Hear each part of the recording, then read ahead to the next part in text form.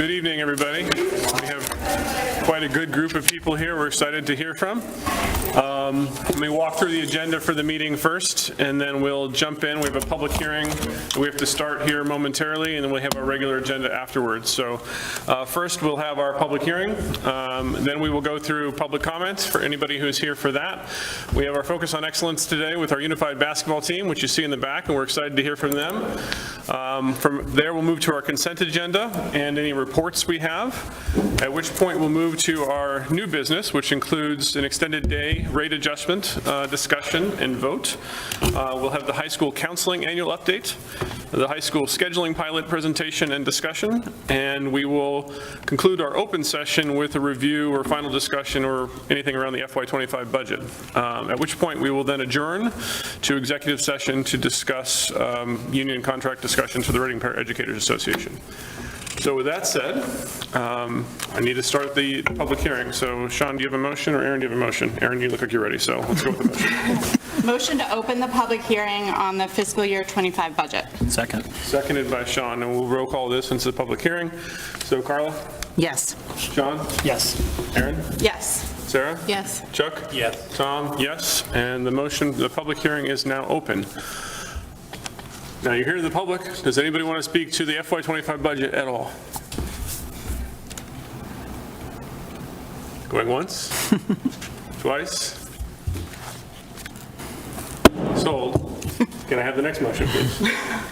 Motion to close the public hearing on the fiscal year 25 budget and return to the regular school committee meeting. Second. Seconded by Carla. And we'll also roll call this. Carla? Yes. Sean? Yes. Aaron? Yes. Sarah? Yes. Chuck? Yes. And Tom, yes, 6-0. So we are now back to our normally scheduled agenda.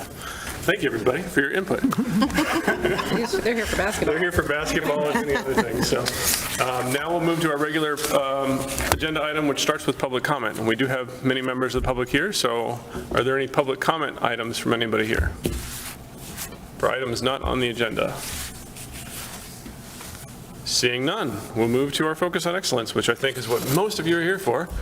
And we're ready to hear about this. And Dr. Milczewski, you want to kick it off and then bring the team up? Awesome. Let's go, Rockets. Here we go.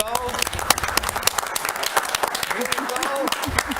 Love the energy back there. I love it. So we're going to start by inviting Coach Tara Herlihy up to speak a little bit about her co-butter team. I already see people giving her some props back there. I would just, on behalf of the district, like to thank Coach. Coach Herlihy, I think, just spearheaded this, the team, and really got things organized, from planning games to getting teams together to getting a coaching staff together, and really building like a whole entire town support for the unified team. I just think that you've done an incredible job doing this, and also now this is built into, I think, also now into the building the strength, unified strength and conditioning as well. I'm really excited about the work that you've done. We thank you for your leadership, and we know it's having a huge impact on our students and our community. So we'd like to invite you up to share a little bit about the season this year, and also to invite up some of your student athletes too to speak about the season.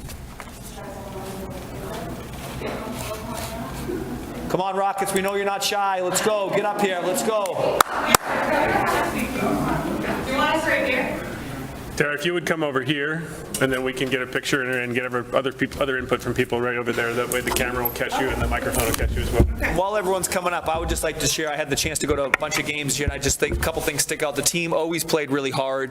The team always played with a ton of passion, and I think something that we also really appreciate for all of our sports teams, played with respect. So played the game the right way, and I think represented our Rockets in the way that we want in the community. So just played the game the right way, and we appreciate how all of our student athletes in your work. So, Coach? All right, I'll get started, and then we'll have a couple of the kids come on closer to the microphone when it's their turn. I'm Tara Herlihy. I am a special ed teacher at Coolidge, where I've been since 2000. I always ran the Reading's participation in Special Olympics, which used to be held in Malden, school day games. I think we started that in 2001, and it started with just 3 kids in a minivan going to the event, and then it grew and grew and grew. During COVID, we were on the verge of getting, right before COVID, we were on the verge of getting the unified sports up and going in Reading, and then, of course, like many things, COVID kind of put the kibosh on that, and it totally killed the events that we had been going to in Malden. So then we started having a Reading version, and everybody seemed to really like it. Things started to pick up again. We got back on the unified path, and last spring was our first season with basketball. And it was really awesome, right? Yeah. We had a really fun season. It was super rewarding. We met lots of great kids from all towns all around in the Middlesex League. And it was just a great experience. And then upon doing research, I saw that 80% of students in Reading at RMHS participate in some level of athletics. So then, being a special ed teacher, I thought that that should be inclusive to all of our students, and really feel like we should not just offer one season, but maybe that's something that we should have available every season, like any other high school athlete is able to participate in. And the thing about Unified that makes it really great is that to consider something inclusive and unified doesn't just mean that everybody can come. It means that everybody can really have an active role and be a key member of the team. And that's what our team strives to do, and what the program of Unified Sports strives to do. So currently we had an awesome fall basketball season. Right now we're having a strength and conditioning season, and we're going to come out real strong in our spring basketball season, which is awesome. So we're a 3-season team. Some kids do different, they do different sports. You can only do one sport, obviously, a season. So kids rotate in when they're available. It's open to any RMHS student. So hopefully we keep growing our group. I'm going to let the kids speak a little bit about what it means to them, but I'll say that as a special ed teacher, I just find it to be something that our community needed, something that our community is really seeming to embrace and value, which is awesome.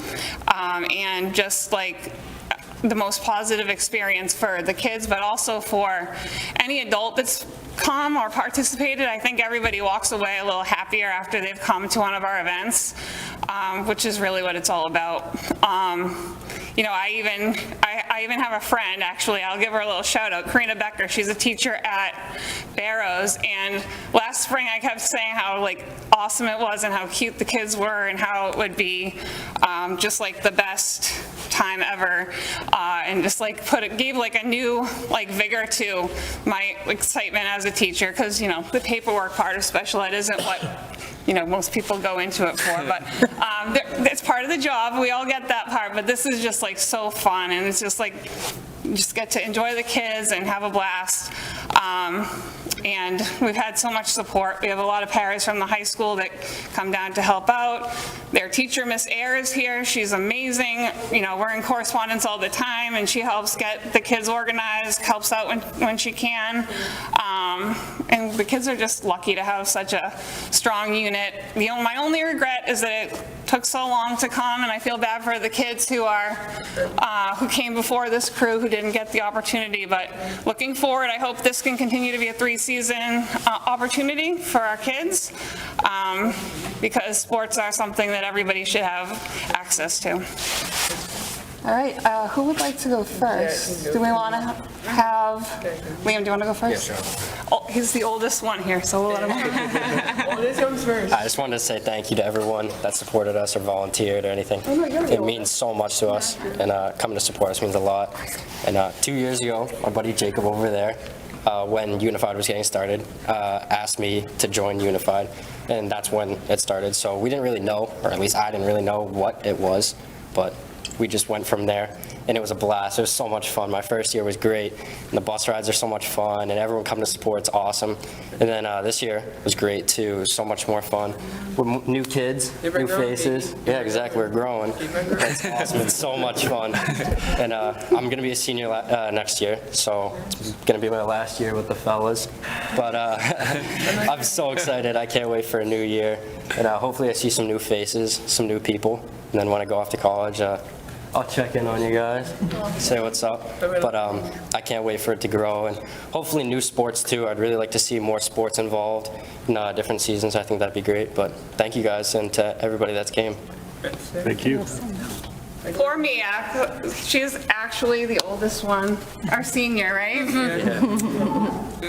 Jacob's a senior too, but he's being a little shy. Okay. I'm also shy too because, I mean, what can I say? I know you effort. Dude, I'm telling you the pain. Can you see it, honey? Yeah. Okay. Well, before I say anything, the one who's standing and making a video is my dad right there.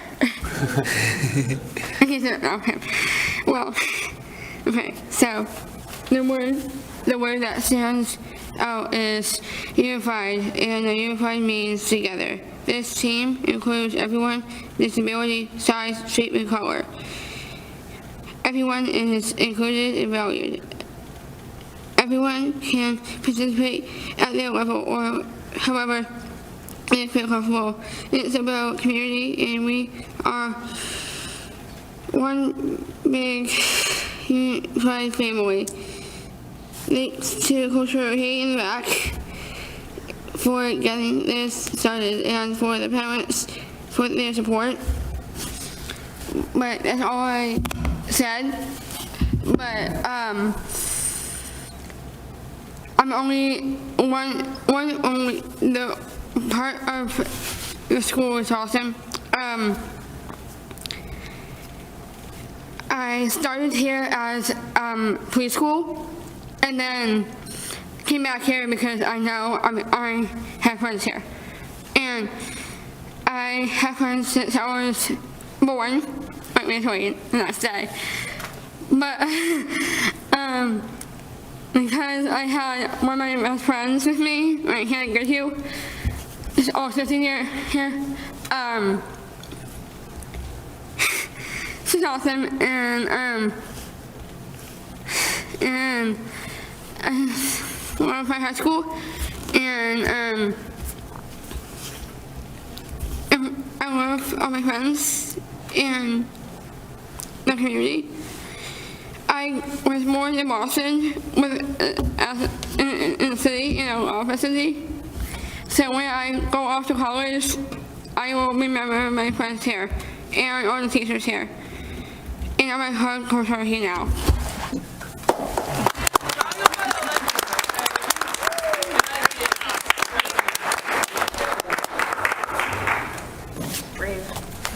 Hello, my name is Aiden Mullen, and I was a part of the Unified team this past fall. I'm a sophomore at RMHS, and it was rewarding to see everyone's relationships develop over the past season, and I'm excited to be a part of the team next year.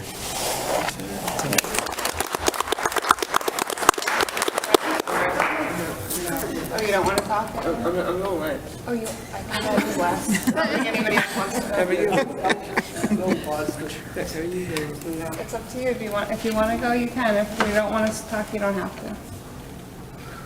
I'm nervous. You got it. I'm like shaking. We'll wait for you. Give me a minute. I'm literally 16. Come on, LA Austin, you got this. Why? Every morning.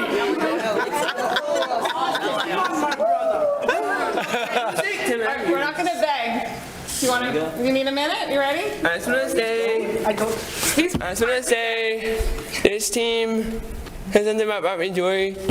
You guys have nothing but most respect for you guys. This season has been incredible. I just want to say to Mr. Leahy, thank you guys so much for an incredible season. And I hope we make a lot more memories together, forever and together. Aww. Amen.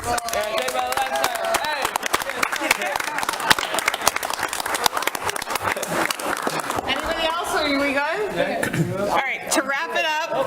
Oh, so did someone else want to? You good? All right, to wrap it up, we hope our group continues to grow. I know I'm biased, but I happen to think we have a collective of some of the best kids that Reading Public Schools has to offer. And I think that, as you can see, this group brought friendships where they might not otherwise have formed. So we want to keep growing that and just, making unified just the way of life and the way of Reading Public Schools. All right, so thank you so much for having us. We really appreciate it. I know a lot of these kids have another midterm tomorrow, so we're going to get them back to studying. Thank you so much. Go Rockets! Go Rockets!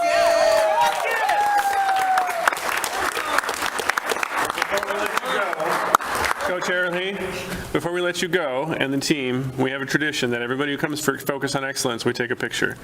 So we want to come down and have you guys come and take a picture with us, and parents, if you want to do so as well. I mean, with the best school in the world? Come on! You guys are lucky. Come on!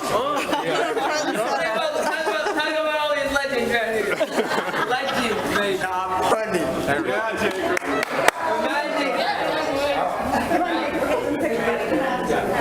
Funny. Smaller people.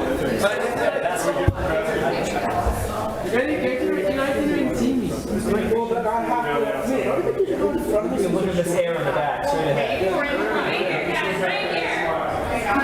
Unified on 3. 1, 2, 3. Unified! Thank you for having us. Oh, we're so thankful you guys.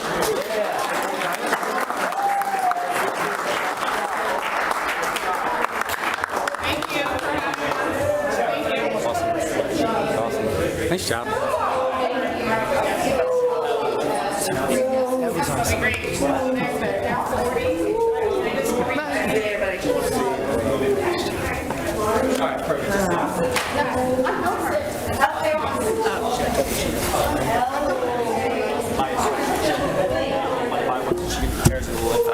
right, I should have said this. So Dr. Milichewski's just asked if we could share, guys, one sec. If we could just share about the sweatshirts. I should give a little shout out to our community member, oh my gosh, now I'm drawing a blank. But Carl McFadden, I'm like McFadden. Carl McFadden so kindly donated these to the team, but then there was tons of teachers that wanted them, and like half the high school ordered one. A lot of people from Coolidge have ordered them. Wood End, they remember you guys from back in the day. They want them. So if anybody wants a sweatshirt, they are $40. $5 of that, $5 goes directly to the team. Awesome. Great. Team necessities. Thank you so much. And you can just reach out to Tara Hurley, and I'll get you signed up. Thanks. Awesome, thank you. Okay, so moving on with our agenda, we have the consent agenda. So, Aaron, would you start with a motion, please? Motion to approve the consent agenda. Seconded by Chuck. Any discussion by anybody? All right, seeing none, all in favor? All opposed, and it passes 6-0. Miss, I've been apprised that you are here to specifically talk about the budget. It's currently the last time on our agenda, but we had the hearing before. I don't want to waste your time, though, so I'm willing to take that out of order because I want to hear from you. But if you want to stay, you're welcome to stay as well. Would you like to be taken out of order? Right now, Yes. All right, let's do that to save you the evening. So, yeah. Procedurally, we'll take it out, then we'll table it, then we'll bring it back. So, I'll just make the motion to keep it easy. I move to take item D1, FY25 budget discussion, out of order. Second. Seconded by Sean. All in favor?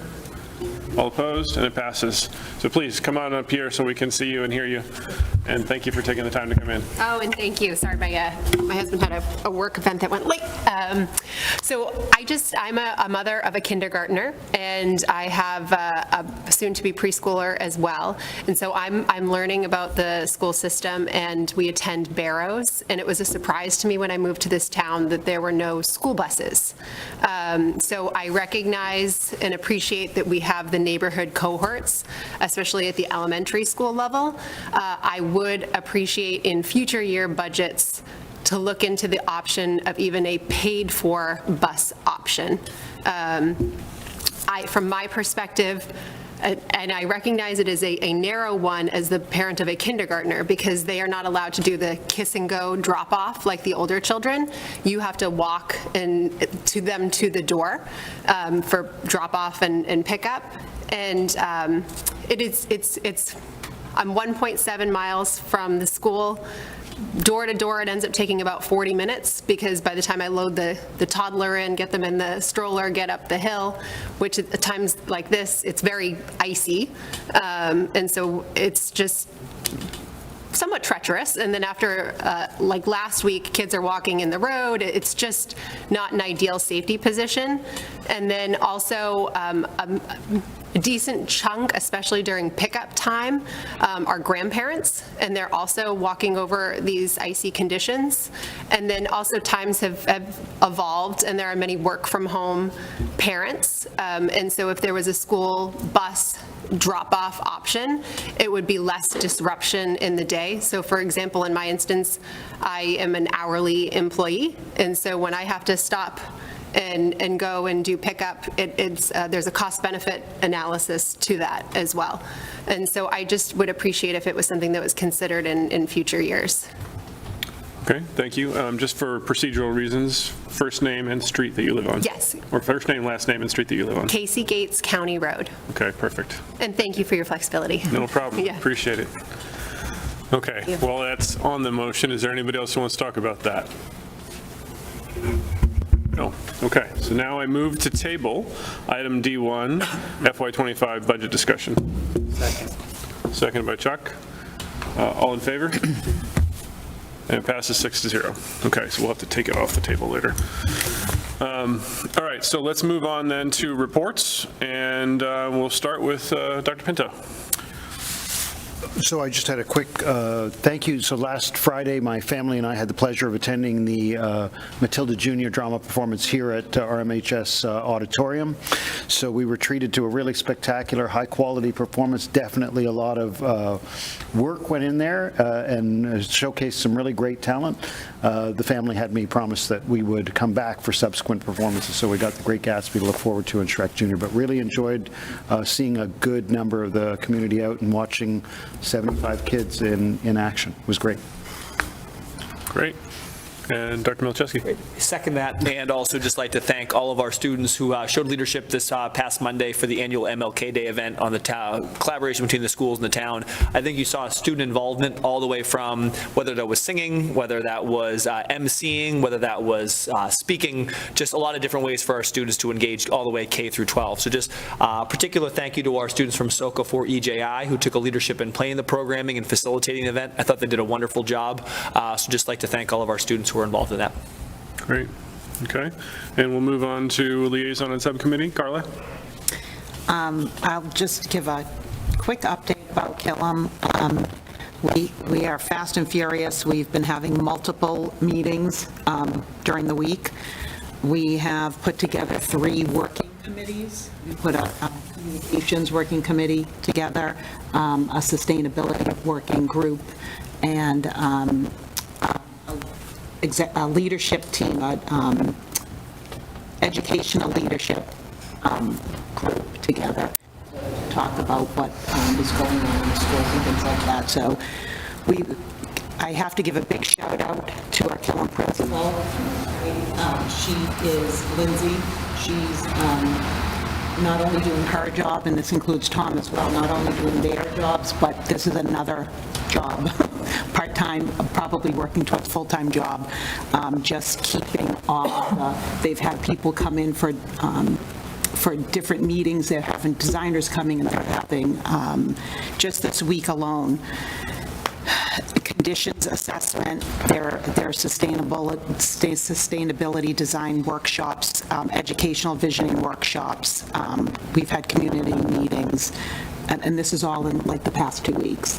So there's people constantly going in and out of that school, and that's a process in itself to make sure that people who are coming in are okay to come in. So it's a huge undertaking. There's a lot of excitement with the whole entire committee. So just shout outs and thanks to everybody for that. We also thank you, Carla, too. Carla's invested a ton of time. I think daily it's been at least 3 hours of your time and efforts, and I think you've been really engaged and helped lead a lot of this work forward too. So just appreciate you and your leadership you've shown thus far, because I know it's not a normal sort of commitment in your day to day. So thank you. You're welcome. Okay, Sean? No report. Aaron? No report. Sarah? No report. Chuck? No report. Okay. I've got a bit of an unusual report. Well, first of all, tomorrow, I think some of us are going to be able to go to Killam for the young authors celebration that they're having, so that'll be fun. Today I was able to visit Josh Wheaton, which was the first time this year I was able to get into a school, I think, thanks to Ms. Shelburne. I was able to see 4th grade, 2nd grade, 1st grade, 3rd grade, everything but 5th grade, I think, and look through some of the stuff that they were working on. It was amazing to see the through lines of especially the ARC related stuff and see what the 2nd grade product looked like and 4th grade product looked like, and just the way that the classrooms were almost serene at times, it felt like. It was really quite good. I just want to thank Ms. Shelburne, Ms. Callan, Ms. Lewis, Ms. Finch, Ms. Nazaro, Ms. Smith, Ms. Quinn, Ms. Libby, Ms. Emery, Ms. McGivna, Ms. DeRosa, Ms. Ryan, and Ms. Manna. It was pretty exhaustive 1 hour of time in Josh Wheaton, but we didn't actually get to cover what we wanted to because Ms. Shelburne invited me initially to look at the small group, dynamic small groups that they're doing in 1st grade, but they were doing IRLA related testing, so maybe the next week or two I or anybody else who wants to will go back to look at that instead. So it continues to be impressed with the ARC rollout overall. So You saw Mrs. Emery, you saw 5th grade. I didn't realize that she had moved, but that happens. I also want to point out, for those of you that haven't noticed it yet in the packet, that all the work that Carla and team are working on, Dr. Milczewski and team are working on, there's a schedule that's in the back of our newest packet that has a bunch of information about various different meetings, not with any specific dates necessarily, but more target months of what's happening. That's the MSBA schedule. It's a really exhaustive schedule. So if you haven't had a chance to look through it. And I'm sure we'll be working on a few different things in that front. Carla and I have talked about having the LBA team come in to talk to us a little bit as well about the plan and what's happening. So we're more ready to answer questions around it, especially since it's a school that's being built. And also to just, as we know more of these dates that get firmed up, we can share those appropriately with the parties that are involved. So just FYI, that's at the back of your packet. Okay. Any questions on any of the reports from anybody? No? All right, so let's move on then, and we will, Dr. Milczewski, I think you'll introduce, and we'll get to hear about the extended day adjustment discussion. Great, so we can invite up Mackenzie and Chris if you want to kind of grab a seat up front too. I think just really quickly in your packet, you'll see a memo that outlines some of the proposed increases for extended day for the upcoming year. But I just wanted to be able to give Chris and Mackenzie the chance to share just any highlights they want to share, or maybe a little bit about the rationale for the increases too, and then have the committee ask any questions that's on their mind. Thank you, Dr. Milczewski, for introducing me and having me tonight and allowing me to speak about extended day and what we're looking to do for the future. So one of the big things that we did this year is, as you know, our enrollment has increased just amazingly. It's been crazy, from 470 to close to 700 kids this year. So the staff at Extended Day has done an amazing job to handle that. We've been bringing in enrichment programs to help that. We did also notice that Extended Day has not had a price adjustment since 2012. And in 2012, the actual adjustment in cost was decreased as opposed to increased. So our concerns are the sustainability of the program with the increased enrollments and the increased payroll, supplies, vendor costs. So we proposed to raise the rates slightly for the next year's tuition costs. When you break it down, it's still under $6 an hour in childcare for before school and after school. So we felt it was fair, reasonable, equitable for the families and allow us to be sustainable for the next few years. So if you have any questions on what, that's kind of the synopsis of why we're here. John, why don't you start? Just a really more of a comment. I think we knew this was coming. We talked about this probably a year or two ago when we adjusted the rates that we were paying staff for extended day. You used a really important word, which is sustainability. The rates reflected here are not. This is not a profit center, right? Like we're setting rates so that the program can fund itself and pay for itself, and these are nominal increases in the grand scheme of a decade plus of flat tuition rates for extended day. So I think this is very reasonable. Thank you. Erin?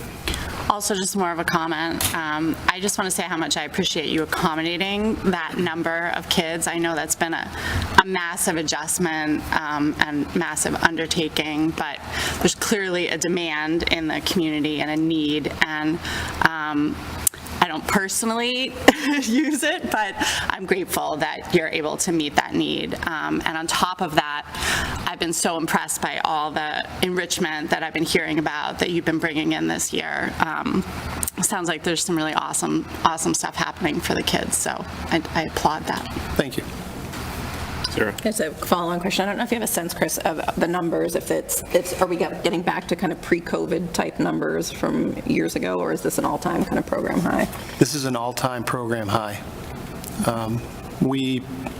So last year we were right back to where we were pre-COVID, and this year we exploded. Great. So the need is there. Great. Thank Chuck? you. Thank you, Chris. What got you to this amount, this increase? Was there an analysis done that says? Yes, thank you. Great question. We did do a cost comparison for a number of different communities and their after-school programs, the YMCA, Little Treasures that are in Reading, as well as Wakefield, Stoneham, Winchester, Woburn, Framingham, Acton, Boxborough. There's a list. I'm not sure if it's in your packet, but we reviewed probably about 10 to 15 communities in the costs. And our costs, by no means are we the least expensive, but we are not anywhere near the top. So we're kind of right in the middle, and we felt that was fair, that was equitable for the community. And the one other thing that we did put in is we have a new online registration system. We're trying to streamline that for the community. It does have a transaction fee of 3%, and we want to incorporate that into the cost of the tuition. So it's all included. It makes it so much easier, smoother. And so we put that in with the increased cost as well. So it's not really where extended day or the Reading Public Schools are all that money. We're covering as well through it. Sure. So is that an option, or? It is it is absolutely an option. We still have families, probably, I want to say 25 to 30% of our families still pay by check. And we still take check and credit, but we're seeing an increase in credit card. And from our conversations with our families, they are choosing to pay by credit. Convenience for them is easier that way. So you hit on one of my questions, which is the 3% fee. And the online system now will just not even ask them about that anymore. The one that we use for the high school, for example, tells them it's going to charge them, and it adds to the cost. So we're not going to add to the cost anymore. So currently, that's what ours has. If it's approved on, then yes, it would be included, and that's just what they see on the paper is what they see when they register. So the system supports our ability to say, hey, don't charge our user anymore, we're going to pay that. Absolutely. Great. And in terms of, first of all, I think the other thing that's clear to me is that you've simplified the schedule quite a bit as well. So it's not even just rates we're doing here. We're simplifying the schedule quite a bit between RISE and regular, special option, no special option, all this other stuff that was in there before. You've simplified it down to just basically before and after school, with Friday, without Friday. Absolutely, yeah. One thing my wife always tells me is yes. And that's more like keep it simple, stupid. So that's what it gets convoluted with all these options. Yep. And when you look at something, when you go online on our registration system and you choose a school for coverage, the families will have 15 choices to choose from. And that can be very convoluted. So make it simple, make it easy, point, click, done. That's what our aim is to do. Okay. And last thing, in terms of other things incorporated into the analysis, are there any other wage increases that you plan for as part of this in order from a staffing perspective and coverage perspective? So they've already been accounted for when we did the initial increase in the wages, and that has been covered for the next, I believe, 3 to 4 years. So to answer your question, yes, we've already looked at that. Great. Any other questions for anybody? Can I ask one? Sure, go ahead. So obviously we spoke about the world language that you're bringing that is open to non-extended day kids. Are you still on track to bring Lego League back next year at the elementary level? And is there any talk of expanding what's being offered Absolutely. to non-extended day kids as well? Yes, absolutely. So all the enrichment programs that we'll be bringing in now until the end of the school year will be open for everyone. We're working with Right Brain Curriculum, which is a STEM program to come in and offer not just elementary, but middle school as well. Programming, Lego League, we will be bringing back. We'll be starting the advertisements for that in May, but that will definitely be coming back. We're working with some SAT prep classes for our high school, Kaplan and Revolution Prep, things of that nature, and we're just trying to kind of iron out the dates. We're working with Education to Go, which is an online computer class for adults. So we have these things in the pipeline, and we're trying to finalize and get everything all set. That's awesome. Thank you. Just appreciation, then also just a quick question to the appreciation. I'd like to just thank both Chris and Mackenzie and the entire extended day staff too, just in the midst of just a huge increase in students, to be able to get so many students in the program and to maintain and actually expand the quality of the programming. I think it's just a testament to both of your leadership and how you did that. So just appreciate how you about that. And I think something else I just appreciate day to day about their leadership is you'll often see Chris and Mackenzie out there playing with kids, subbing, stepping in, like in it with the staff, in it with the students. And I think they just have, they're very well respected in the community because of their leadership. So I just thank you for modeling that and walking the walk with folks. I don't know if everyone here had the chance to meet Mackenzie, and I also know you have a new member of your core team in the office. I don't know if you just can mind introducing kind of your new team and also just kind of the roles too, so people may be able to put a face to a name. Sure. So to my left is Mackenzie Irwin. He's our assistant director for the community ed, and he handles a lot of extended day-to-day operation and relations with the staff and parents. And we do have a new program coordinator, Leanne Eggerman. She was a long-term sub at Barrows, and we kind of scooped her up, and so now she is in as our program coordinator, and she's kind of the driving force that has brought in the chess, the foreign language, right brain curriculum, working with Girls on the Run as well. That's another one that, so it's our team is coming back, so it's good. I'll acknowledge Mackenzie was there when my kids were in extended day. Yeah. So he's been in the program for a long, long time. And Mackenzie's an alum too. Yes. And so is Leanne. So it was good to see him. It was walking in the building this morning, opening, hi, Mr. Wise. I'm like, whoa, what are you doing here? Of course this is what you're here for, but yes, it's good to put in, reestablish the connections as well. So thank you both, and I think we have a motion to officially go through this and make sure it says like structure, not just rates, because it's a whole restructuring.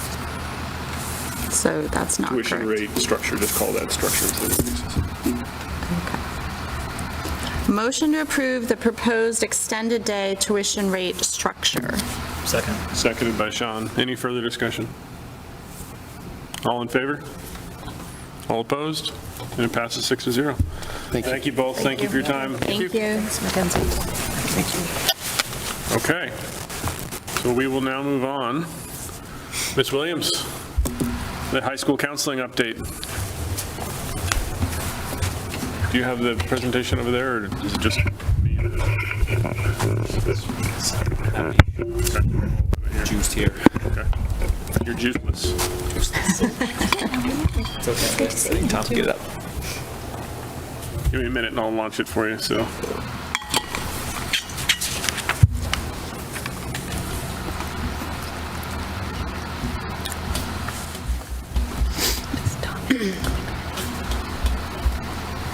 Want me to clicker? There is no clicker. You have to do jazz hands. Okay.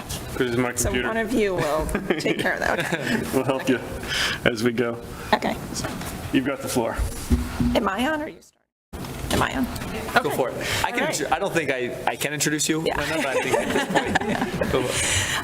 I just want to start by saying thank you for having me here. This is one of the things, our department covers a lot of different areas to help our students, but the college admissions piece is something that we have a true love for, and it's always exciting for me to come here every year and just share the success of our students. So thank you for having me.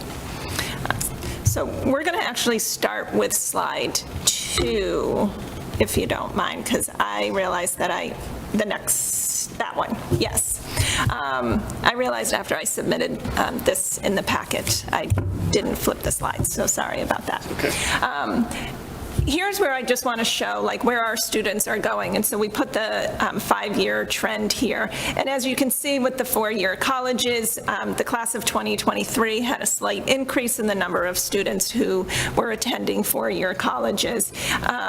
And you can see the 2-year, the prep and technical, and the employed and other. And I just want to talk a little bit more about the percentages and what we're seeing. Over the years, there's definitely been an increase in the number of students and families who are really interested in exploring alternatives to college.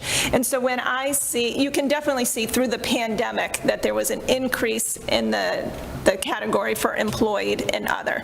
And that ranges from students who are interested in just going directly into the workforce to doing gap year programs to joining the military, doing volunteer work. There's a whole variety of different things that the students are interested in. Our goal is that 100% of our students have a plan when they leave.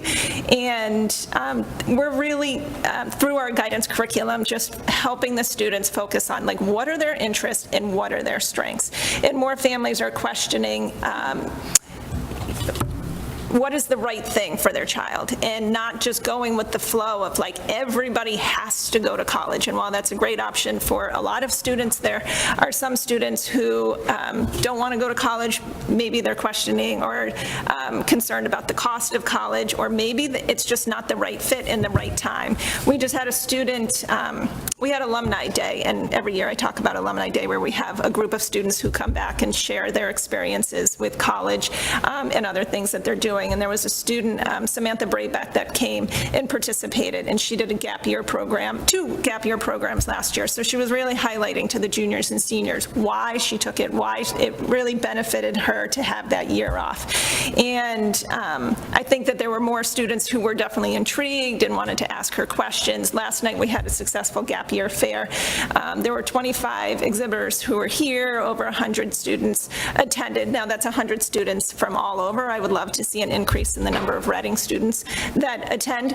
But even though that there was an increase in the, through the pandemic of students who are exploring other options, and then in the class of 2023, that number went down, I wouldn't be surprised with the class of 2024, just some of the things that I'm hearing from students exploring really exciting options. So it'll be interesting to see where the class falls. If you can go back to slide 1. So just talking about that percentage of students who are going off to 4-year colleges, I just wanted to highlight, last year for the class of 2023, we processed over 1,900 applications, and that was to over 320 different colleges. And of those 320 different colleges that they applied to, students ended up attending 103 different colleges. And that ranges from 29 different states and 4 countries. Exciting with the countries. They are Australia, Canada, Ireland, and the Netherlands. So that's really exciting that our students are looking at places all over the map. And I just think every year we have more and more students who either have connections in these countries or just looking to travel and just exploring all their options, which is really exciting. It's not something that I did when I was in high school, and I definitely applaud these students who are thinking of that. 53% of the students who went off to a 4-year college attended private colleges or universities. Not a surprise, 71% stayed in New England. That's pretty consistent over the years. And 43% stayed in Massachusetts. So of that 43%, 48% are attending Massachusetts public colleges and universities. So I think that our system has definitely increased. There's a lot more people seeing the value of our public universities. It's definitely more competitive to get into some of these colleges. UMass is no longer a safety school, and there's a lot more students who are interested, so it's not really a surprise that that number has increased. All right, now on to slide 3.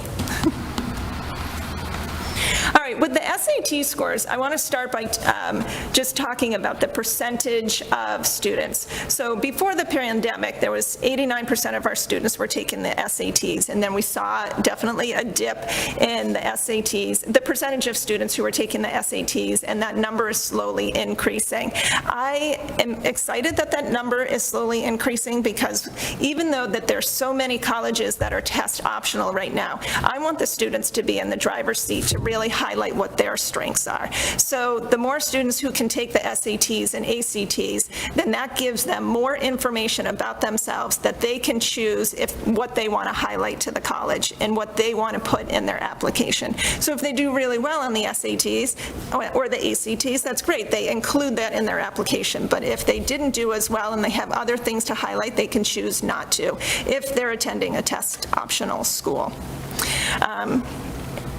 One of the things that we've noticed, and I know many people have noticed, that the SATs for our school in the last few years has gone down. And although that could be concerning, I think we highlighted the state average is also going down. And I think that's an important piece.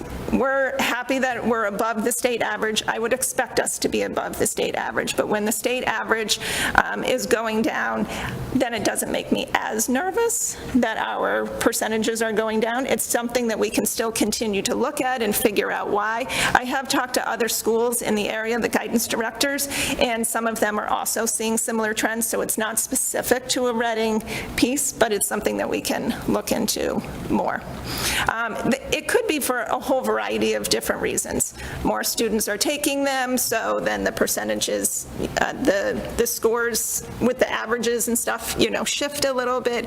It could be because there's something going on with the SATs and how they've changed the SATs and stuff and how they score. I don't know. That could be a possibility. And it also could just be a possibility of schools are test optional. So I can tell you that there are more students who are coming in a little bit more relaxed on test day than they used to be. So it could be just an interest too of how they value the SATs, but those are things that we can certainly look into. No, just one question. I know one question maybe like what are we doing to boost SAT scores? Just a thought on that too. That's probably a larger conversation in the context of what are we doing to improve academic outcomes. I don't think our drive is to necessarily improve SAT scores. Our job is to improve academic skills and academic outcomes across the board, and hopefully that's also reflected in SAT scores. But I probably think that's a question that you'd want Jess up here too to talk more broadly about instructional improvement initiatives too. So I just want to share that I think that's an important conversation, and if we go down that path tonight, we'd probably want Jess to be prepared to speak more about instructionally related improvement efforts too. It would cover more than just Jess, though, too, because it starts before high school. Well before high school, so. Fair point. Yeah. Thank you for pointing that out. And the other thing that I want to say is our end goal is making sure that our students are getting to a place where they want to be. And I am really pleased with our college admissions overall. And so while our scores may be going down at the last few years, and we certainly can take a look at that, our college admissions is still, like, our students are doing very well in that area. And I'll be able to speak a little bit more on that because I showed some information on where our current students, the current seniors are getting accepted. So, thank you. Do you prefer questions at the end, or? Why don't we do them at the end? Is that okay? Yeah. Yeah, I set a bad example going in there, but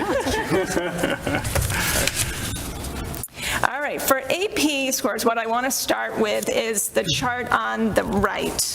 I want to highlight, okay, so now I have to put on my glasses because I can't see that or my paper. One of the things that I want to highlight is over the years, we've had an increase in the number of students who are taking AP scores. So I think in the last 5 years, it's over 60 students that have increased.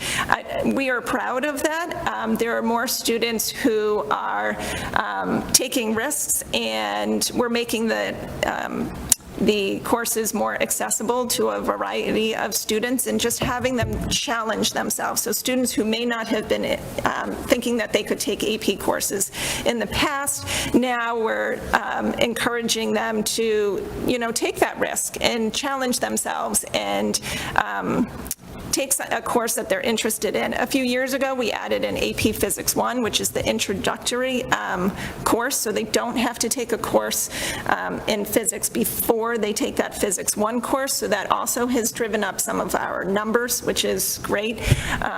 There's the pre-calculus class that's offered this year for the first year, so that is also helping. And then we just have a lot of teachers who are welcoming students in. So when you have an increase in the number of students taking the courses, we also require, we strongly recommend the students take the AP exam.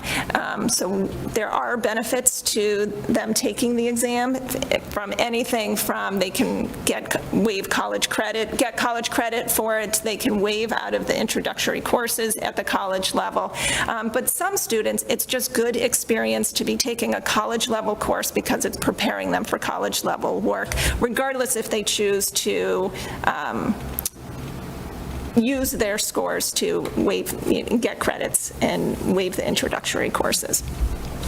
I also just want to talk a little bit, to the chart on the left, where you can see that, our scores have, the percent of students overall scoring 3 or higher has slowly gone down, and that could be for a variety of different reasons, and those are things that Ms. Callanan and I, as well as the AP teachers, these are things that we are talking about, and we'll dig in a little bit deeper. But there could be a variety of different reasons. Again, some of our students are taking 5 AP courses. They're choosing which ones that they're going to focus their energy on, and then the ones that they are not, they might not put as much energy in because they want to score really well on certain exams to make sure that they're getting college credit for those. There are other students who are just not interested in taking the exam, but because we are strongly encouraging it, that also happens. Going back to Alumni Day, we had many students this year who were sharing with us that they would like for us to emphasize more of the value of the AP exam, not just for admissions purposes and to get college credit, because some of them thought that it was just about waiving out of those introductory courses when they didn't necessarily want to do that. But what they've learned from their peers at the college level, that many of them were able to waive out of gen ed courses, and by doing that, then they have more opportunity to double major, and they can just take other classes in their schedule, which is a real benefit. So that's something that we're going to be working on in the counseling department moving forward. All right. The next slide talks about AP recognition. This is something that the College Board does where students there's, the recognition is in 3 different categories: scholars, scholars with honors, and scholars with distinction. So you can see we've increased between 2022 and 2023 the number of scholars that we have. And we dipped a bit in the other areas, but again, this is something that we will continue to look at as we're looking at all of the AP data. One thing that I forgot to mention is, and I should have mentioned this on the earlier slide, I didn't put in there the percentage of students who in each of the class years. And so I just want to say for last year's AP exams, we had 116 juniors take an AP exam, 1 or more AP exams, which is about 40% of the class, and 183 seniors, which is about 61% of the class, took 1 or more exams, which I think is a high percentage of students who are taking them, which is great. Okay. We talked about that one. We can go to the next one. This is just the 2024, so it's the current senior class. And I just want to preface this by saying that we've so far processed over 1,500 applications. We've already received over 500 acceptances, which is really exciting, to 138 different colleges. Keep in mind, this is just data where students have put it into SCORE. There are other acceptances. There are some students who are very quick to put everything on SCORE, and then there are other students who are like, yeah, I'll get it. I'll get that to you. They are required to put it into SCORE. By the time they graduate, they have to fill out a survey. We don't let them walk until they fill out that survey. But this just gives you a little bit of a sample of how our students are doing so far, which I'm really proud. One thing that is not, and you can just kind of flip through the next, I think it's 3 or 4 slides. One of the things that's not stated in here are the students who have gotten deferred, and there are some really awesome students who have gotten deferred to some extremely challenging schools. And so although they're disappointed up front, it's still something to be happy about, because these colleges receive thousands and thousands of applications, and they're competing against the top students in all over the country and in the world, and the fact that they are still in that running, I think, is something to be, something to celebrate. All right, and then the last piece is just our current and ongoing initiatives for the counseling department. And so I just wanted to share some of the things that we've done this year, as well as what we're going to be continuing to move forward with. So the first piece is we did the digital PSATs this year. That was a big deal. There was a lot of students who took the PSATs. It was all of our sophomores and juniors. It was a little bit stressful at first, just because it was the first digital test that we were doing for that many students. And we heard some not so great things in other schools around the country, because I'm on a PSAT and SAT coordinator network, but ours went very smooth and no issues. So I was really thankful that we had a supportive tech department and administration and teachers that were fully on board helping this year. So that was great. We did get scores back, and the scores were definitely lower than what I was expecting. And at first there was a little bit of a panic until I talked to other schools, as well as some of the test prep companies, which were also just confirming that they were seeing those similar trends. So it'll be interesting to see how the class does with the SATs, because there's definitely a change in how College Board is scoring the digital test versus the paper. So it's going to be interesting to see how that moves forward. So all SATs throughout the country are now going to be digital. So we're doing the first digital SAT on March 9th. For those at home in the audience, if you have a junior and you haven't registered your students, please register them ASAP, because I want the most of the students taking it with us, I want them to be Reading students. So I'm keeping my fingers crossed that's smooth, because that's on a Saturday, and I'm the tech person. As I mentioned earlier, last night we had a successful gap year fair. We have the college fair coming up March 13th. I'm excited about that. And we're continuing with our guidance curriculum for all 4 grades. And every year, I think it just gets more and more exciting for us, just because we know our students so well at this point, and that's really largely due to being in the classroom and working with them. We've had quite a few parent evenings that I think were successful. We just had our junior parent night last week. So I talked a little bit about continuing with the college and career curriculum for all grades, and we are continuing to work with Ms. Callanan on the innovation and career pathways, which is started off this year, which is a great success. It was really fun to see students at the beginning of the year asking if they can join, because the buzz was out there, and then they were really excited about these classes, and I think that we're working on adding some more pathways too, which is exciting. The counselors were spending in our PD work doing work-based learning and just learning more about that and how that ties to the MyCap, which is the my career and academic plan through DESE. So we went to some trainings last year, and then we're just incorporating more things. This year we're learning more, just like with what we can do within our department, but our goal is that next year we're going to take it to the next level and try to do more whole school initiatives.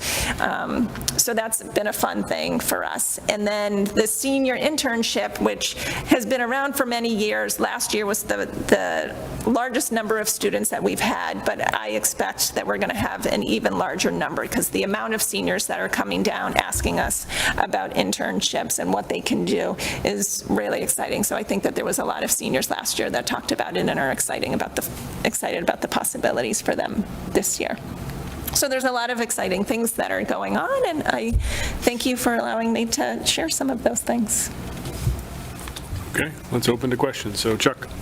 Thanks, Linda. I had a question on the digital testing. Do you see it going to that entirely, and to that, you mentioned that they're looking at it in grading it differently? What does that mean? Yeah, so officially, College Board has made the decision that all SATs are digital moving forward. And the only way to do a paper and pencil is if you need accommodations, and we request that in advance. So they did switch how they score it, and it's pretty involved, so a little bit hard for me to go into those specific details now. But just the quick version is that the students are answering questions, and depending on how they are answering the questions determines the level of difficulty for the next phase of things, and that's how they're determining the scoring. I think there's a name to it, but I don't know what that name is. Adaptive, yeah.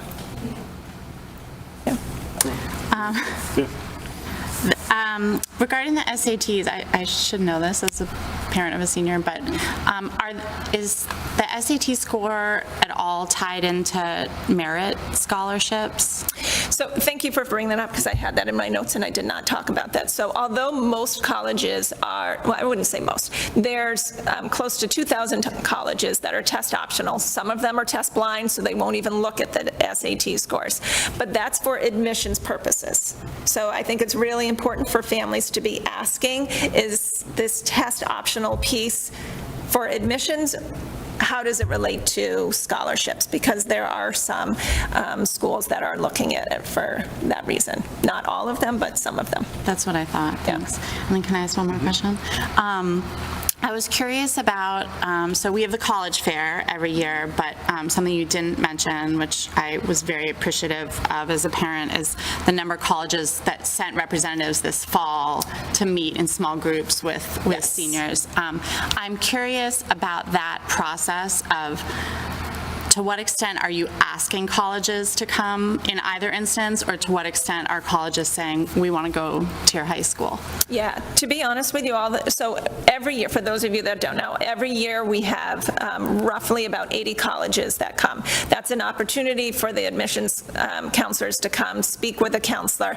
But but also talk to our seniors. So I love it because these are seniors who are interacting with the admissions counselor that is reading their application. So they get some insight in who the person is that's reading the application, and sometimes they can get some information that might help them in the application process. And then also just asking, like, here's my profile, what do you think about that? So there is a huge benefit to the students meeting with the college reps. I also love it because in our school, and not all high schools do this, but we make sure that there's a school counselor that meets with every rep. Part of that is us, boasting about our school and our students, and sometimes we're making connections with certain students, like maybe it's a Reach school, or maybe it's a student that this is like their first choice, and we can speak to the admissions counselor a little bit about that.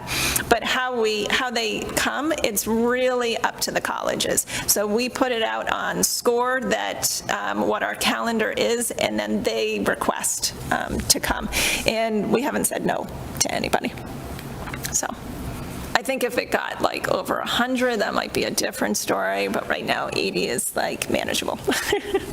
Thanks. Oh, go ahead, Chuck. I just think, you just made me think of, so you mentioned the wait listing. To what extent does the counseling department get involved with helping push that student over the goal line, or does it help or not? Yeah, so we're working with the students and helping them craft like what they want to say to make sure that they are still in the running. So we want students to respond to the colleges, to let them know that they are very interested in what's the polite way for them to say that, and to highlight anything additional that has happened since they applied. Because many of these students who are getting deferred they're applying that early decision, early action, like that very early round. So there's a lot that happens in senior year that they could also be sharing information about. So we're working with the students. Every once in a while, when there's something that is completely out of the blue and we don't understand why a student didn't get an acceptance to a particular college, we will reach out to a college and carefully talk about that, because we also know that many colleges have their blanket statement of how many applications they've received and how challenging it was, but just trying to figure out a crafty way of finding out about that particular student. Thank you. Yeah. Mine's more of kind of a request for following on your observation, Tom, about subsequent meeting, kind of looking at the thing that stood out to me about the SAT scores and APs, particularly with the SAT scores, that yes, the state average is dropping, but the difference in points between the mean of the state and our district is much smaller than it was 2019. So rather than being the upper 30s and 40 points greater, we're in the 18s and 20s. So it'd be interesting in looking at, what was it prior? What are we doing to help increase and improve scores, particularly in ELA? Sure. Anybody else? Okay. Lynn, you answered a lot of my questions already, so thank you. And Sarah and Tom's point is continued in some of those questions, as you're well aware. So I'd love to look at some of this in a little bit more deep dive micro view, just so the committee knows some of the questions I was having in terms of APs were like, can we break it down by subject area, right? So how many math versus social studies versus ELA versus science are we taking? Can we see it on a stacked bar chart by grade? So sophomore, junior, senior, in certain cases, things along those lines, so we can kind of understand trends over time. The one that has the with honors, is that just the senior class, or does that include the junior class as well? So, and then can you move from one section to the next section after the next year when you have more tests taken? And so there's a lot of detail in some of those that I was asking, and now is not the time for that, but I would love to spend some more time, either independently or as a meeting, to go through that and understand some of that data. Okay. Because there's a lot that we can dive into. And then, like the instructional side of it, I have a lot of theories as well about why things went down, but theories are worth not much, really. But I think we're already starting to trend in the opposite direction from what I'm seeing and from what some of our MCAS scores are showing as well, which is somewhat of a leading indicator to some of these things. So I think we'll see them rebound a little bit, and a lot of the instructional work that's already happening here at the high school, we'll see them rebound a little bit too. But I'd love to kind of dive in and I think my view on data is if you're not using it to actually understand and address things, then it's worthless, but I think this could actually be useful for us, and I thank you for the team for pulling all this together and all the work that's done to get all this done. So Thanks. Thank you for that, and I look forward to the next set of conversations. Thank you. Thanks for having me. Just thank Lynna too and her team. As you can see in this last slide, this just encompasses a tiny part of all the work that's happening in our guidance and counseling department too. The day-to-day just work I know is all consuming too, and is doing an amazing job. I think, and when I was talking to a lot of staff about Mrs. Callahan and kind of that interim role, a lot of the folks at the high school were just sharing too, just how the guidance team has just taken on so much of the life of what's happening in the school. So I just know that there's a lot going through your office in a really positive way, and a lot of things that are having a real impact on students. So thank you to you for your leadership and your entire team. It's a really awesome department doing some really exciting things, so thank you. Thank you. I do have an awesome department, and I don't think we would be able to accomplish what we do without them, so thanks. Thank you. Thank you. Good one. Yeah, you too. Okay, so now we move on to Ms. Callahan and Dr. Milczewski. I don't know if you're going to do an introduction and the pilot program. Great. So Ms. Callahan's going to walk us through. I think the point of tonight, from my perspective, was knowing that Jess had sent some information out to the high school community about a pilot schedule. I thought it was important also to share that information out on a larger scale with just the entire community about why was the high school looking at potentially a new schedule, and then also what is the pilot going to look like in terms of timeline, in terms of collecting feedback. I asked Jess just to kind of give a shorter presentation about this, but I'm sure the committee can ask any questions in their mind. I would also just like to thank the high school team. They, for several years, have gone through a process of looking at a potential scheduling shift. I think this is kind of reaching the end point of that process. I also just appreciate the thoughtfulness of this. I know a lot of communities that have just gone forward with a new schedule and then sort of had buyer's remorse sometimes in terms of things that they wish they had known about the schedule, changes they could have made on different aspects of that. So while I know that this brings some challenges to students, staff, families, I know it's a little bit of a change, albeit only 4 weeks, it's still a little bit of a change. I do think in the long run, this process of being able to be thoughtful about what the pilot is, being really thoughtful about collecting data and feedback, and then using that to actually make changes is the right way to go about it before enacting any changes. And I can assure you that from my perspective, this actually is a pilot. Some people have asked me, is this just a foregone conclusion? We're using this schedule. I can assure you that that is not the case. In mine and Principal Callahan's conversation, she is sharing lines. I'm very curious to see what the feedback is on this. I'm very interested to see how this will work, which I think shows this is really a pilot, and I think we'd both be surprised if it just looks like this, in full in the fall. So I just want to, I appreciate how the high school team's going about this, and I think this is the right sort of approach. And we'd rather make some mistakes and have some growing pains in a pilot than we would when we go out in a full scale. So with that, Principal Callahan, just thank you for being here and for walking the community through what the pilot's going to look like. Thank you, Dr. Milczewski. Thanks to the school committee for having me here tonight. I just also want to start by saying that I've lived and worked in a lot of different communities, and I just want to give a nod to the school counseling department. They do an enormous amount of work and have a lot of contact hours with students using the curriculum that we have adopted at the high school. A lot of that is through Flex, which does have something to do with the pilot as well.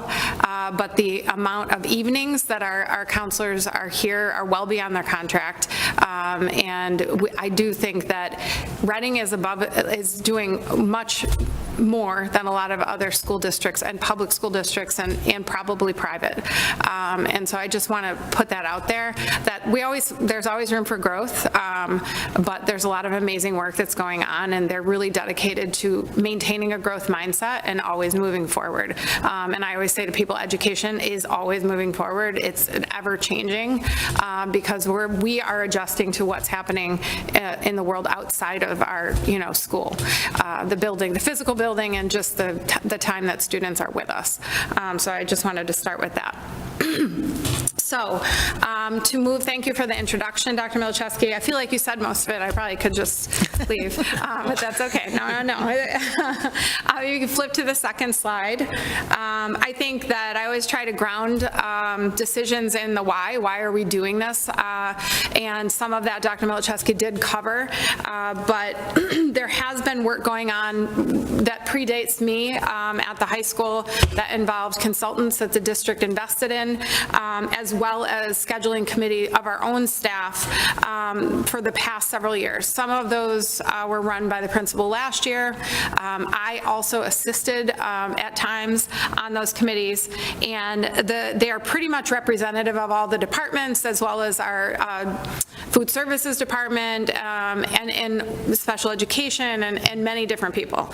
And so there comes a time when you have to move forward, right? You have to do something to address why we're doing this work. And I think that the reasons that we are looking, if we boil it down, to trying a different internal schedule, so we're not talking about changing, start end time of the day necessarily, one of which is to make our schedule more predictable. And it took me a while to kind of wrap my head around the high school schedule, I'll be honest with you. But one of the complaints about the schedule for students and teachers is that our classes start at different times on the same time Monday, Wednesday, Friday, and then different times on Tuesdays and Thursdays because of the incorporation of flex block. And we always drop a class, and it appears very confusing, but the kids figure it out. And sometimes we forget if it's day 1 or day 2 or what have you, but we have it posted around the school. So one of the things that this pilot does address is starting classes and ending classes at the same time when we're in a regular schedule every day of the week. And so, but it also treats Flex as a class. So on those days that Flex is incorporated, 2 periods drop. But that was something that was consistent in all of the committee meetings, was giving more predictability. And it is difficult, if you're teaching a class, to have a shortened block one day, a longer block another day. It makes it hard to keep classes kind of together, especially when one is dropping as you go through. And so that's one of the goals. The next one is to give students more choice. And so we made some adjustments this year by offering PE classes, for example, both semesters for 9th and 10th and 11th and 12th. It used to be 9th and 10th was only first semester, and 11th and 12th was only second semester, and now it's interchangeable. And so that opens things up for students when they're choosing classes. And so that is another thing that we're looking at. In this schedule, we do have a couple of days, and for this pilot, we chose them to be on Thursdays and Fridays where we're running a block schedule, longer periods that can encapsulate labs, project-based learning. It could be speakers, it could be Socratic seminars. I was a history teacher, so I had to throw that in there. Also in-school field trips or more in-depth types of activities. And so if you do that, then let's say a lab class that right now extends over 2 periods or a period and a half for our AP Sciences, then that is in one period, and that opens up a whole nother period for students to choose classes, to add electives, to add a second language, to try a class that they might have otherwise not been able to fit into their schedule. And the last, as you know, we have to have 990 hours of instruction. We meet that at this time, but this new schedule would give us above 1,000. I think it's like 1,003, 1,010, depending upon minor tweaks. And more instructional time is always something, that's going to help us as educators. We can go to the next slide. So in the pilot that we are starting on Monday, we are running it from January 22nd until February 16th, which is the Friday before February break. On Monday, the one day that we're running is the same as every other one day in the entire year. So there's really no change for students in that regard. They go to their first period class. One day's actually drop A block. I know that's confusing, but they'll go to their second period class and go through their regular day, and it starts and stops at the same time as their one day does now. And so then we'll go through 1 through 5, Monday through Friday next week, and then we'll go through 1 through 3, and then we're going to run the block days, red, black, and then do that again. We wanted to run 2 iterations to get 2 iterations of the long block so that teachers and students could feel what that's like. I've taught in a block schedule. It does take some adjustment, but there's a lot that you can do in that sort of a schedule that you can't do, in the shorter blocks that we teach in now. We can go to the next slide. So this is a schedule that we handed out to all teachers. I emailed it out, to the, well, I gave this presentation at school council this week at the PTO meeting. And so we're trying to share this with as many as possible to be posted around the school. But next week, this is what our schedule will look like Monday through Friday. And then anytime there's a 1 day, it will look like this. Anytime there's a 2 day, it will look like this. You can see that on 2 days and 4 days, for example, we're dropping 2 periods. That is different. Currently, we only drop 1 period, but that's to incorporate flex of the class and then keep all the classes starting and stopping at the same time. Lunch is the same. I know it looks slightly confusing, but that's how we do lunch now. It's exactly the same.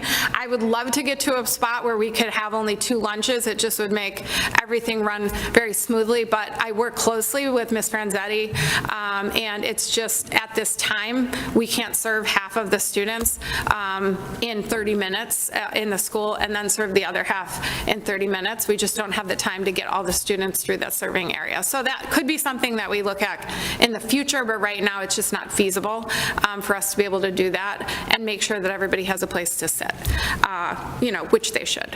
And let's see, if we go to the next slide, of the red-black schedule, the reason that we have red, black, and pink and green is because some of our classes alternate on even and odd days, and so we had to do it this way just to make sure that all students and teachers were emailed their schedule that says, on this date, these are the classes you go to. On this date, these are the classes you go to. So there will be absolutely no confusion about where they go each day on these days, the red, black days, and the pink and gray days.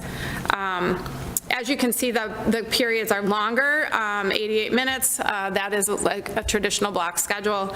Lunches are the same length, which correlates with the teacher, the lunchtime for staff as well. One thing I do want to mention is if we were truly to adopt this schedule in the future, we would end at 3:05 instead of 3:02. I've already met with the RTA. They are contractually here until 3:15, and so we would go forward with that if this was adopted. I don't think the students or anyone will really see a big difference, but it gains us 9 hours of instruction over the course of the year, which is significant. And then the next is the pink black, and then the key takeaways is the next slide. As was already said, this is a culmination of several years of work. I think I said it was like 3, but people that have been at Reading Memorial High School a long time said it's more like 10. And that does happen a lot of times in schools. There's a lot of discussion about changing schedules, and a lot of times things don't happen.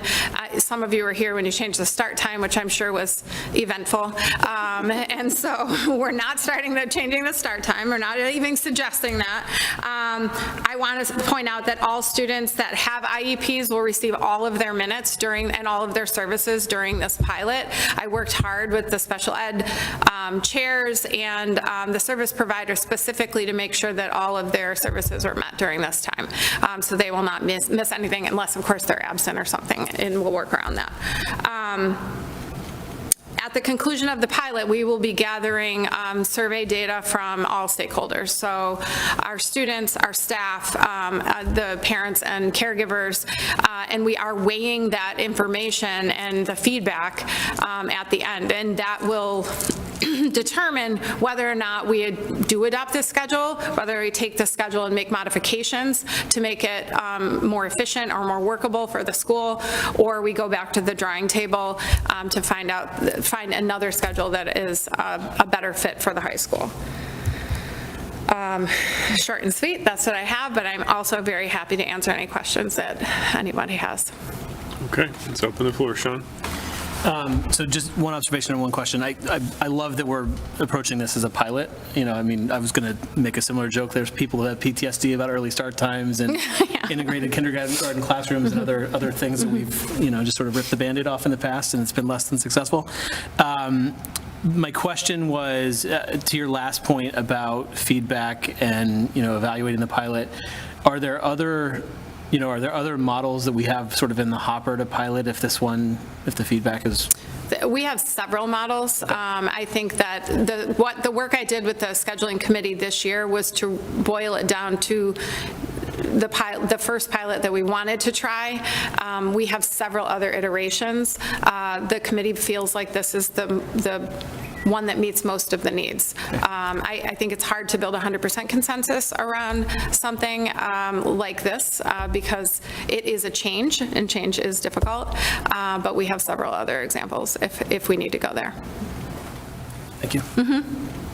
Anything else? No. Anybody else? No. Maybe I missed this. It's getting closer to my bedtime. In terms of collecting feedback, will there be any kind of community forum feedback mechanism for kind of what were the wins, what were the things maybe we were less excited to see come bubble up, or things that we might want to tweak in a future pilot or future? I mean, I would say we certainly could do that. I'm hoping that people will respond to the survey, and then we can bring that survey data back to the committee, the scheduling committee, and have a frank discussion about what we saw. At that time, if we feel like we need something like a larger forum, we certainly can do that. But it'll be based upon the feedback of the survey, I think, yeah. Anybody else? Carla? This may seem like a silly question, but this doesn't have any impact on class size, this type of schedule, or do any other iterations of the schedule have impacts on class? It would not have a direct impact on class size. However, if they're, like, for example, if the AP science classes didn't run for a period and a half, it removes a constraint in the overall schedule. And so against my will, I did the master schedule in my old school district. I am not volunteering to do it again.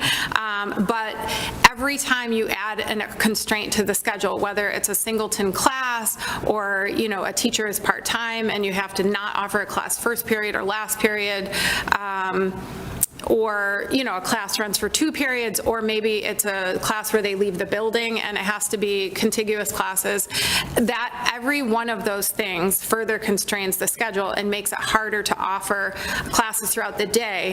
And that may be an example of where a student is cut out of a class or isn't able to get a class that they would like. And so I am hoping, one of the big hopes I have is that whatever schedule we go to, it gives kids more choice so that they can try a second language or an elective or the other things that, you know, that are out there that right now some of them aren't. If they're in, they're only 7 periods in a day, so, you know, that most of their classes are filled up. They usually have 1 extra block to choose something.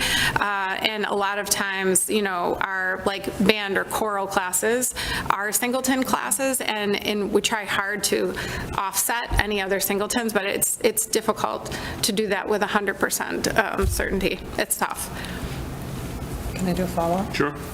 The way I kind of think about this in my head is by having these classes that you're able to put more students into I'm going to say standard classes, right? So then you can have the capacity and the teachers to be able to offer all those additional classes, right? More evenly distributed. Exactly. So if you have a class now that, you know, has 10, 12 students, you know, economies of scale, we'd want to have larger classes where we can have more classes to offer. Certainly, and you could offer more choice and more electives. That's what I like about this, because it gives them more options. That's one of the main goals. Thank you. So my question centers around those science classes, the lab-based classes. With this schedule, how much instruction time are they losing in order to make the rest of this work? Well, right now they have in the pilot, they're still getting the double blocks because their classes are running the same. Let's say if that changes and they don't run double blocks in whatever schedule is adopted, they would not have a long block every other day. So it is less time. However, when we talk about equity, right, we talk about equity for students, we talk about equity for across everything in education, you know, we want to make sure that we're being equitable with how we're assigning the number of students and the number of courses, and also the equity across students being able to choose other classes by having a more efficient schedule. So the minutes that they're losing, it is considerable. Those are not required by anyone, by the College Board. You do have to have lab periods, in science classes. Obviously for college, it's required for AP and non-AP. And right now, the only classes that are receiving that extended time are AP Sciences. I asked the question because during COVID, we had no labs. And I know for a fact with AP Chem, we only got 60% of the materials covered with that missing lab period, and our scores tanked. Well, I will tell you, Mr. Wise, I've never worked in a school district that's had double science blocks. So it's not the issue as much as planning it. I think that, yeah, and that is something that's going to be a very difficult conversation, if it comes to whether or not we move forward with double science blocks, for AP only. Okay. Can I say something? So I was at the PTO meeting last night, so I've heard this presentation, but. A lot of FaceTime with me. You're so lucky, Ms. Gaffin. No, but you made an interesting point too last night, that students aren't getting credit for 1.5 classes by taking the AP Lab Sciences currently. Like we're tacking on that extra time, but they're not, technically, they could be taking a whole other. 6 hours worth of credit. Yeah, they could be taking a whole other class. Well, and that's true here at Reading Memorial High School, but also when at the college level, there are only a couple of advanced placement classes that they'll award double credit for. So AP US History, I believe, AP BC Calc, and AP Euro, because those are considered 2-year courses. Okay. Thank you and the team for putting all the effort into this. Of course, wish us luck next week. Anything else? Thank you. Okay. Thank you. Thank you, guys. So I now move to take off the table item D1, the FY25 budget discussion. Second. Okay, all in favor? And it passes 6-0. Okay, so this, we put this on here just to make sure that the committee had a chance to raise any questions, bring any other points or observations or anything else like that. Anything else that struck you or you wanted to do a last minute advocacy for, or anything else like that to just change, do anything you wanted to do or wanted to petition for. So, or just any observations that you want to make, so we could at least have it and it was covered by open meeting law. So with that said, Dr. Milczewski, you want to say anything in particular, or we'll just open the floor if anybody has anything? I see Sean's hand is halfway up, so we'll start there. Yeah, I just have one question about one of the Q&A responses, which is why I'm bringing it up now. The assistant coaches for boys swim and girls track, the offset's going to increase by $12,000 to accommodate the change, so the impact of the operating budget is neutral, I get. When I look at the athletics revolving fund, the total of the offset is like a multiple of like 4x the balance in that revolving fund. And I think the year-over-year balance declined by something like 57,000. I'm trying to scroll to the right page here. It feels like we're cutting it close with that revolving fund from a balance perspective. So just an observation as we're adding 12,000 to the offset that, I just hope we have a degree of confidence that our revenues on the athletics revolving fund are going to support the 404,000 that we're committing to the budget this year. That's all. Yes, so I'll respond to that, Dr. Milczewski. Yes, so we are feeling confident for this coming year. We have begun an exploration of athletics fees that we're currently offering. So that's something that does need to be looked at going forward. Okay. Anybody else? I also have a question on the Q&A, because the reading, either I'm misreading it or just not making sense to me. In particular, numbers 3 and 4 of the regular day cost center. Derek, if you wouldn't mind looking at those. The reading budget line was reduced, and the answer is that we've centralized, but it doesn't, and that $400 is supposed to support all of the purchase of high-quality curriculum materials. I don't understand how the centralization means we're saving $15,700. So the dollars have just been reallocated to the central office. So rather than having a reading line, so there was a number of lines, of course, that were allocated per school. So that's now been compressed and allocated to the curriculum lines at central office through Dr. Hardy's teaching and learning. So you'll now see them appearing. You'll see that there are significant jumps in elementary, middle, and high school curriculum budgets, and that's a consolidation of those funds. Okay, so previously, those two lines were essentially school-level lines that rolled up to regular day. Multiple school level. Now they've been moved to the administration cost bucket, but it's not a real change in the overall spend necessarily. That is correct, and that's the same as for number 4, the workbooks and consumer. Yeah, that's what I was referring to. Okay. I guess my other observation, since everybody else is being quiet, would be that I think we hit on our key items with this. I think it's to be commended to the team that we're able to, as of right now, sustain and meet our contractual obligations, right? That we were able to get the last ESSER-funded staffing positions in the budget without any sort of cuts coming from them. That we have, as of last week, agreed to essentially maintain the universal full-day kindergarten path. We are maintaining and expanding some of the special education investments, and I've said it before, I'll say it again, I would love to see that lead teacher become a 1.0 instead of a 0.5, between whether it's lead and Killam or fully lead, to make sure that investment continues to pay off in the long run. I think we all know that budget-wise, the biggest impact we could potentially have is any out-of-district placements. So the more we can do to fund in-district processes and tools and training to keep kids in district as much as possible protects us in the long run as well. So that's my justification as we continue to look at those things. And everything else on here we're already making progress on, but I think we hit the big 4 at the beginning for sure. And I'm looking forward to seeing more. I made a joke with my kids that I was going to break out my new Bender sunglasses and say our future's so bright because I have to wear shades, but I didn't bring them with me. Thank goodness. So. But you said it anyway.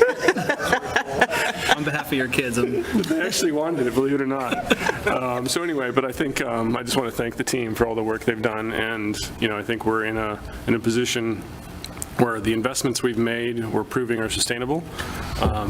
Yes, to your point, there are maybe other things we need to consider at some point in time in the future. I think I talked to Dr. Melchewski briefly about that, and a bus which would probably cover 1, maybe 2 schools is $87,000 a year. So it's not a cheap request. If you did it for 5, that's a good chunk of change. $350,000 we have to figure out how to handle. Doesn't mean we can't. Doesn't mean we shouldn't, but it's definitely something that would be a sizable investment in the long run as well. So, but I think I'm happy with where we're investing. I'm happy with seeing some of the return personally we've seen over the last couple of years, and the return that's growing as well with some of the other investments we've made. So, just my 2 cents. Okay, doesn't look like anybody else has any further questions or points. Sarah's like, shut up, Tom. Let's move on. That's a good wrap up. So with that said, we'll move on and we'll close open session and move to executive session. So Aaron, help us out. Motion to adjourn to executive session and not return to discuss strategy with respect to collective bargaining if an open meeting may have a detrimental effect on the bargaining position of the public body, Reading Para-Educators Association, as the chair deems an open meeting will have a detrimental effect on the bargaining position of the Reading School Committee. Seconded by Chuck, and I so deem. Roll call since we're going to executive session. Carla? Yes. Sean? Yes. Aaron? Yes. Sarah? Yes. Chuck? Yes. Tom? Yes, and we're adjourned not to return. Give us a 5 minutes.